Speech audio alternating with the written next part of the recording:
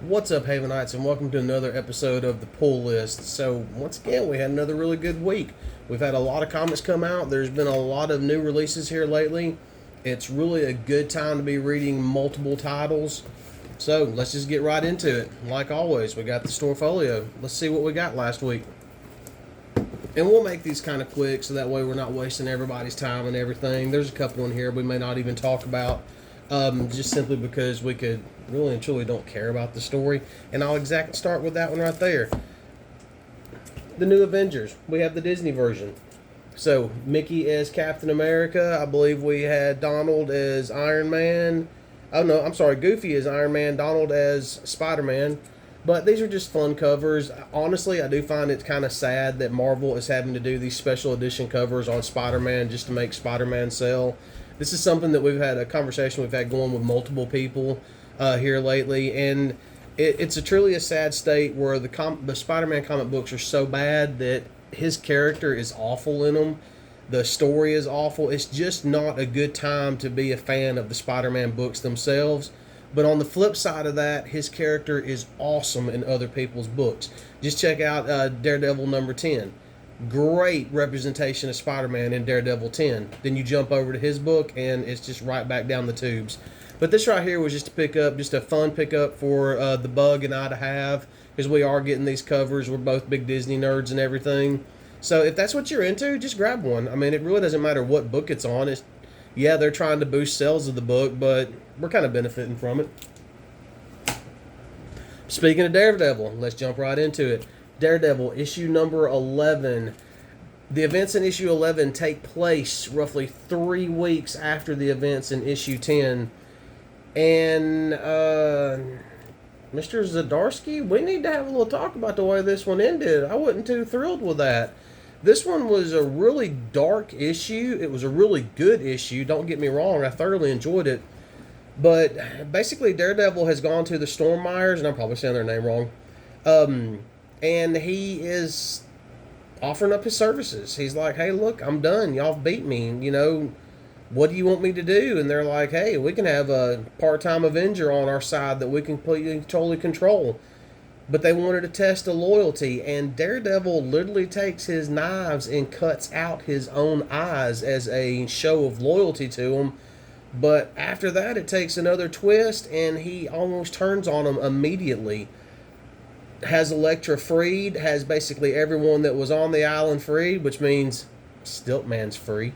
And now he's kind of set things in motion with the Stormires where it's basically you're going to leave me alone, you're going to leave my people alone, or the true devil of Hell's Kitchen is coming back. And then he just kind of goes off to the side, and as he puts it, there's only one thing left for him to do, and that's die. I know that August ends Chip Zdarsky's run on Daredevil. I'm not sure who's taking over the book just yet, but we have a new issue number 1 coming out in September, which I'm sure what they'll do is they'll do exactly what they've done here. You'll have a number 1, then the legacy number. That really doesn't bother me any. I do like having the legacy number because it does let me know where it falls in. And yeah, I'm really concerned about old DD here, and he is very possibly one of, if not my favorite superhero books of all time. So we'll just have to see how Chip Zdarsky decides to end his run on Daredevil. There is a small little series in here. It's just a very short story that features Iron Fist, and it's not an Iron Fist that I'm familiar with. It's not Rand. And Daredevil is kind of helping train this Iron Fist, teaching him how to fight through pain.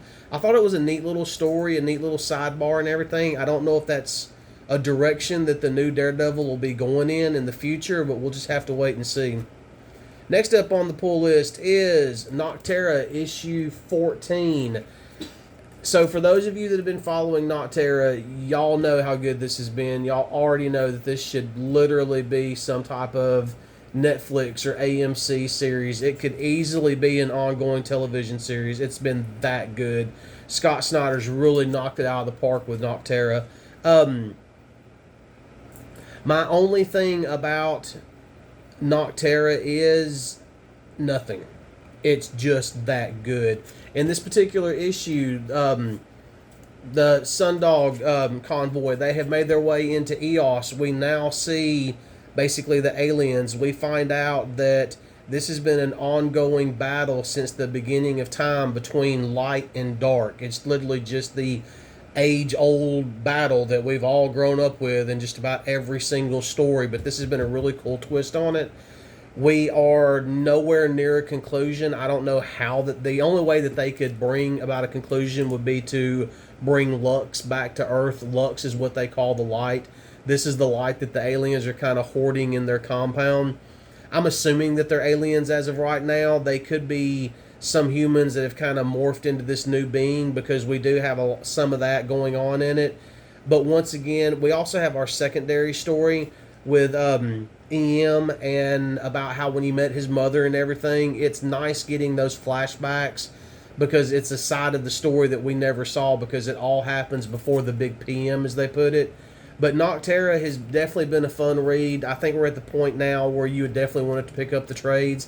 I don't think that any of the books are expensive on any level. I think they might all still be cover price or within cover price if you wanted to track them all down. But I do highly suggest picking up the trades at your LCS. Anybody that's local to our area, I know a guy who can help you out. Next up, we have Darth Vader issue 34. So in this issue, it is pretty much flat out, Vader is not in control of the Force. He is not in control of his power. We are back on the kind of island area with Saba, and she has to make a choice. It's either hate or suffering, and she does not make a choice. It's left off where basically Vader uses the Force and slings her off into the ocean. If that is the way that they write her off, that is her death scene, I'm happy with that. I did like the character Saba, don't get me wrong. I thought that she was it was nice having a new character in a Star Wars title that was a solid character, a strong character that actually contributed to the story, that actually contributed to basically enrich some of these backstories that we did not know about and that we're reading now. I really enjoyed that, unlike other new characters that they've tried to introduce. Ultimately, in the end, we know that all these characters on some level are going to be dead. So, in a case in point is in these issues we're reading about Ochi. Well, if you fast forward to, I believe it was The Rise of Skywalker, they find Ochi's body, his ship and everything. So we know all these characters are dead. I am kind of tired of them just kind of forcing characters in just to have somebody in, because it does feel like they're dragging it out. But with Saba, it did not feel that way. She was a great character. If she comes back, yeah, there's a possibility. I wouldn't mind seeing her come back with the Scar Squadron. I think that would be a nice little twist. I'm still butthurt because we don't have the Scar Squadron anymore, because they were some of the best new characters that we've seen throughout the Star Wars run, in my opinion. So, but once again, Darth Vader issue 34, solid. I mean, just solid. I've talked to a couple of people about it, and I know that it's not just me. They feel the same way. Darth Vader is the best Star Wars title going right now. Next up on the list, which one do we want to do? We will do Death Dealer. Which issue number was this? I cannot remember. Oh, issue 12 of Death Dealer. So, it's no big secret that Josh and I both really enjoy independent comics. I really love the freedom that independent comics have, because they don't have to worry about, and no offense to the independent comics folks, but they don't have to worry about brand recognition like, say, DC or Marvel does. So they can kind of do their own thing and they can have fun with it, and that's where we start getting, in my opinion, a lot better stories. Death Dealer, is by Opus Comics, and I know a lot of people have not heard about Opus Comics. I had never heard about Opus Comics until Death Dealer came out. They are doing a fantastic job with Death Dealer. It is just that good. This is the perfect sword and sorcery story. Death Dealer is... They've really and truly created some sound, solid characters in this book. In this particular issue, Death Dealer's real name is Kerr, and his brother's name is Enoch, E-N-K-I. I'm probably saying it wrong. Keep in mind, I'm a redneck from Alabama. But we getting some of their backstory, or we are getting some of their backstory here. And it's nice seeing that backstory of before Kerr become Death Dealer, and Enoch actually goes on to become Pestilence. We see where their rivalry is started, and that's who the war is between now. Pestilence is literally trying to bring on nothingness. They want complete and total obliteration of everything. They want absolutely nothing, and Death Dealer's trying to stop it. There's some really good characters in here. I know that Opus is doing an entire Frazetta verse, which, bam, right here. This was a free comic book day book. You probably still find one. Just don't pay for them. They're free. Remember that. But I'm not reading the Frazetta verse. I literally honed in on Death Dealer because back in the 80s, reading Heavy Metal Magazine, reading Verotic comics in the 90s and things like that, Death Dealer was prominent. Frank Frazetta's art was prominent in a lot of those books. And for those of you who don't know, Verotic Comics, or Verotic Comics, I believe is how you pronounce it, was actually a comic line back in the 90s by Glenn Danzig, I think, of the band Danzig, and Misfits. I think they might still be around on some level. I'm not 100% sure, though. But that's why I honed in on Death Dealer, and I'm glad I did. If you're looking for just a sword and sorcery, barbarians, wizards, a sea witch, if you're really and truly looking for that stuff, this is it. Fair warning, though, this is definitely not for kids. I would actually not feel comfortable with my 12-year-old reading it, and my 12-year-old has literally read Dorian Gray, The Portrait of Dorian Gray. There's still aspects of this book right here that I just would not feel like a young adult should read. I think they should be a little bit older. But for the Dungeons and Dragons crowd, those of us that are older, more adult themes, and yes, even some of those adult themes, this is a great book. There's really nothing done in it for shock value. It kind of fits except for one scene that was earlier in the series, everything fits the story. And when it fits the story, I have no issues with it. When something's done just for the sake of doing it, that's when I'm kind of like, okay, whatever, guys, I'm over it. But Opus Comics, McCain, they've done a fantastic job with Death Dealer. Cannot recommend this one enough. I don't know if there'll be trades of this, but once again, I don't think that these are, I think all these are cover price, so it would be very easy to still order and still track them down. Next up on the list, we have Wildcats, issue 7. Cole is out doing what Cole does. I do find it funny that in the first issues of this, Cole would be telling these stories about how everybody was a vampire, or about zombies, or about other things that happen in the multiverse, and people just thought he was joking around and laughing. Well, in this issue, he has the Void, we think, is dead. Cole pretty much done it. There was an explosion, blah, blah, blah. That happened in issue 6. If you haven't caught up by now, sorry for the spoiler. But in this issue, Cole is pretty much bouncing from multiverse to multiverse. And in each one, he's either there for a few minutes and he gets, jerked away, or he's there for a pretty good while. But he's continually bouncing, and in this issue, he goes through several of them, but he ends up in a multiverse where his brother's still alive. And they're having to explain and work everything out on that. But in the meantime, the other Wildcats are actually kind of not gone into hiding. I think that's really not the right word to use, even though it's the only word that comes to mind. They're in a situation where they're kind of working against Halo, and they're somewhat in hiding, trying to figure out the truth. And you find out that Cole would jump from universe to universe, and I thought this is a really cool aspect. This is a really nice twist on the story and everything. But when they needed to fake someone's death, Cole would go to an alternate universe, get that universe's version of the person, bring them back, and just kill them himself.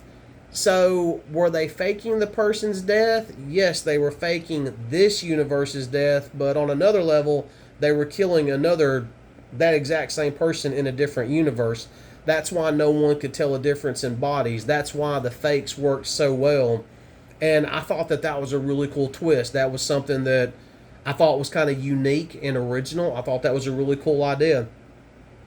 But once again, I mean, Wildcats, it's been fun. I know it's a limited series, 10, maybe 12 issues, somewhere right around there. But it's been exactly what you want Wildcats to be. I mean, it really has been. And in all the different universes, he's encountered other characters from Wildcats past. What's it? Oh crap! What's his name? Despot, something like that. Yeah, he shows up at one point.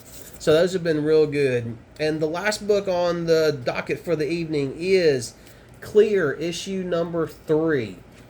So we have made no bones about it how much we have enjoyed the Clear series.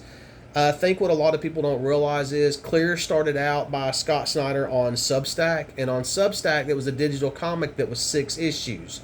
Well, digital comics like that are generally a little bit smaller than the normal comics like we would pick up and read. The physical medium. And with the Clears, they have been a little bit oversized because it's technically been 2 issues in one. I'm about 99.9% sure that Clear is done on Substack. I don't think that there's going to be anything moving forward. So with the 6 issues there, we technically only get 3 here. And it's worth it. It is that good. It's really, really, really hard to explain where we actually leave off here. I got to be honest with y'all. I'm not a fan of the way Detective Dune's story ended. His story, literally from beginning to end, is tragic. You think that you're going to get a moment where things might work out, and no, it gets ripped away from him again. It does have a Matrix vibe to it here toward the end. You'll definitely see that if you read it. This has been a phenomenal series. I mean, 3 comic books, $4.99 each. You're looking at $15. So worth it. Clear was absolutely fantastic. But basically, you know what? And here comes the spoilers. We find out that his wife was not dead, and she was having to basically set everything up so he would take what is called the black veil that they were wanting uploaded to get it close enough. At that point, she comes out. She's trying to help and everything, and she ends up getting killed. He ends up basically holding his ex-wife in his arms as she's dying, as he accomplishes the mission that she had wanted accomplished to pretty much help the world, help everybody. It's so, and I know that I'm being extremely vague, and I know that's kind of frustrating to people, but I really don't want to ruin the whole thing for you, because it was a beautiful story. It really was. It was a tragic story. It takes you to the highest of highs and to the lowest of lows, and drops you right back off a cliff again. I cannot recommend Clear enough. I know several people that have read it. I actually had a person thank me for turning them on to this book. So yeah, definitely, Dark Horse, 3 issues, $15. I don't know if they'll do any type of trade or anything, but I would not bother waiting on the trade. I would just go grab all 3 issues. You'll be done reading them in 30, 45 minutes, and you've got the complete story. So that is our pull list for the week. I did pick up some other books that, you know what? I'm going to let y'all in a little secret. Bug, you're about to be on camera. Watch, I'm about to spin y'all around. We're peeling back the curtain. So a lot of people have actually questioned on if I actually read as much as I claim to read. So let's just go on and spin y'all around right quick. Oh, look at that. Don't show my dogs. Hardbacks of my favorite books. First editions, except for that one. Blackwood Farm, phenomenal book. Clive Barker, you cannot go wrong with Clive Barker. If you're into horror and you're not reading Clive Barker, then you're not into horror. I don't care what they say or what you say. This book right here, The Scarlet Gospels, felt like I needed a shower after I finished that book. It was so freaking dark and sadistic. I loved every minute of it. Thief of Always, phenomenal book. Imagica, favorite book ever written. Yep, you said it. I said it right there. Spinning around bug. All right, Nick Ellis. There's the manga section. The bug does not want to be on, but guys, I'm gonna be honest with y'all. That's really and truly only about 3, maybe 4 months worth of comic books. So let's spin y'all back around right quick. Hopefully, get us back where we need to go. Yep, there's plenty of boxes everywhere. So for those of y'all that actually wonder, do I read as much as I claim I read? Yeah, it's an addiction, but it's a good addiction to have. I saw it one time and I firmly believe it. A person that does not read only lives one lifetime. A person that reads lives thousands of lifetimes, and it does not get any better than that. So the bug is applauding, so apparently I said something good. But we're done for this week. If you like this type of content, if you like shorts, we start posting shorts daily. We will continue the pull list videos each and every week, either before or after. More than likely after we do our shop talk. There will not be a shop talk this Thursday, May 18th, because Josh and I both have prior engagements with family and some other things going on that we need to take care of. So we will be back with y'all the week after that. And hey, if you like the video, please hit the little thumbs up button. It really does help the video. If you're a new subscriber, thank you for joining. If you have not subscribed and you're on the fence, come to the dark side. We're called Haven Knights. You'll enjoy it here. We have cookies. And that is it for the week. So we will see y'all next week, and have a good evening, everybody.